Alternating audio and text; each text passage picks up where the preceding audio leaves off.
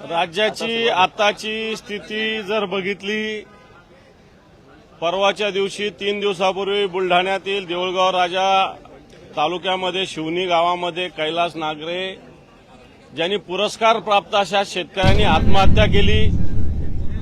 या आत्महत्या करत असताना त्यांनी पुरस्कार मिळालेले असताना सिंचनाची व्यवस्था नाही, पाण्याची व्यवस्था नाही, ही व्यथा सरकारकडे व्यक्त केली होती आणि म्हणून सरकार ते पूर्ण करू शकलं नाही, म्हणून त्यांनी आत्महत्या केली। त्याविषयी आज आम्ही महाविकास आघाडीनं आंदोलनाची भूमिका घेतलेली।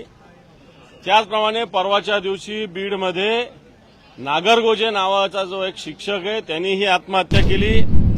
या आत्महत्या करण्याचं कारण 18 वर्षानं तो एक विक्रम मुंडे यांच्या शाळेमध्ये नोकरी करत होता, विनापगारी, वेठबिगार तरी बरा अशा प्रकारची स्थिती या शिक्षकाची होती आणि 18 वर्ष पगार न दिल्यामुळे व्यथित होऊन संस्था चालकांनी त्याला धमक्या दिल्या, तू आत्महत्या कर, तुझ्या जागी आम्ही दुसऱ्याला लावतो।